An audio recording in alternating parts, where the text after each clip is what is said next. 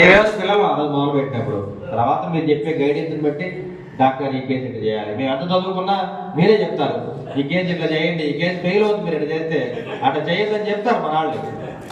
మన వాళ్ళు చెప్పేవాడు. మరి అంత సీనియర్ చాలా మంది రుద్రయ్య గారు మీ అందరికంటే సీనియర్ కదా ఇక్కడ. అందులో మన పార్టీకి కూడా అండగా ఉన్నారు. ఉమ్మడి కూటమికి మీ అందరిని కూడా గుండెలో పెట్టి దాచుకునే బాధ్యత మాది. ఎమ్మెల్యేగా నాది, ఎంపీ గారు కూడా మీకు డెఫినెట్గా సెంట్రల్ గవర్నమెంట్ నుంచి ఏ అవకాశాలు ఉన్నా కానీ స్టేట్ గవర్నమెంట్ నుంచి ముఖ్యమంత్రి గారికి రిఫర్ చేస్తారు. తప్పదు. నేను ఇంతకుముందు అసెంబ్లీలో కూడా ఒకసారి రేజ్ చేశాను. ఏదైతే ఆర్ఎంపీ డాక్టర్ ఉన్నారో, గ్రామీణ డాక్టర్ ఉన్నారో వాళ్ళందరూ కూడా విలేజ్ క్లినిక్స్లో రిక్రూట్మెంట్ ఇవ్వాలని కోరటం జరిగింది. ఇవన్నీ కూడా తప్పనిసరిగా మనం తీసుకెళ్దాము.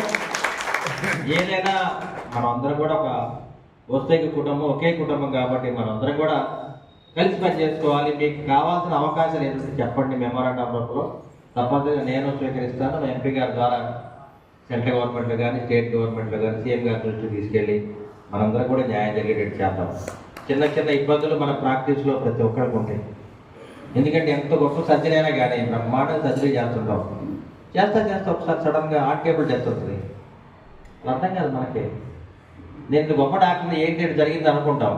మత్తు ఇచ్చే డాక్టర్కి ఆయన ఇచ్చిన మత్తు తెలియదు, చేసే డాక్టర్కి మాకు తెలియదు. చిన్న ఎగ్జాంపుల్ చాలామంది జరుగుతారండి. షోల్డర్ మ్యాన్ఫ్రాక్చర్ ఉంది కదా, చేయి పైకి లేకపోతే మత్తు సరి చేస్తాం. ఒకసారి వరుసగా 3 కేసులు డెత్ ఆర్టీఎం నా దగ్గరే. నిజం ఆశ్చర్యం. మరి ఎనస్థీషియా ఫెయిల్యూరో అట్లా మనం అనుకోకుండా జరుగుతుంది. ఒక్కోసారి ఎంత స్కిల్డ్ డ్రైవర్ అయినా కానీ కార్ నడుపుతుంటాం, యాక్సిడెంట్ అవుతుంది.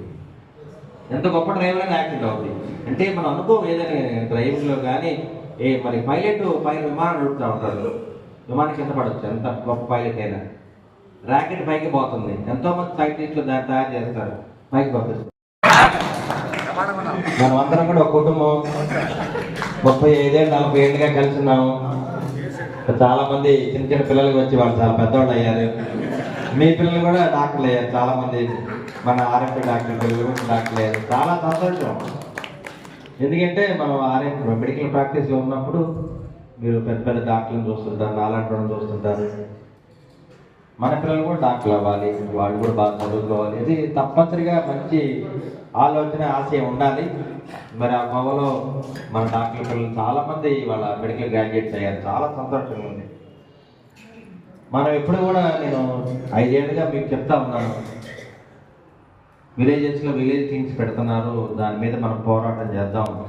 ఆ విలేజ్ క్లినిక్స్లో మన లోకల్ ఆర్ఎంపీ డాక్టర్లకే రిక్రూట్మెంట్ ఇవ్వాలి.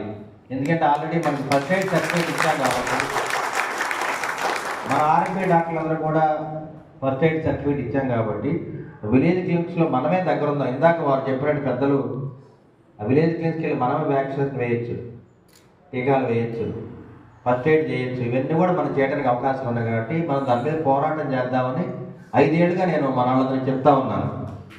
కాకపోతే ఆ గవర్నమెంట్లో మరి మన వాళ్ళకి కొద్ది స్పందన లేకపోవడం వల్ల నేను ఎప్పుడు కూడా పోరాటం చేస్తాను ఉన్నాను.